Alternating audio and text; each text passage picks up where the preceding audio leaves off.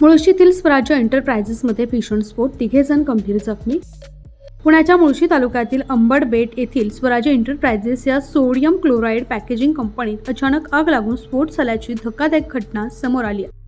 घटनेची माहिती मिळताच मारुंजी अग्निशमन दल व पोलीस तातडीनं घटनास्थळी दाखल झाले असता आग विझवण्यासाठी युद्धपातळीवर प्रयत्न केले.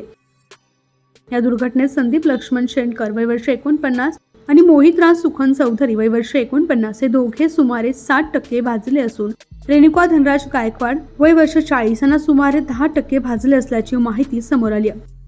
प्राथमिक उपचारानंतर सर्व जखमींना श्रद्धा हॉस्पिटल घोटावडे फाटा येथे दाखल करण्यात आले. घटनेचा पुढील तपास सुरू आहे.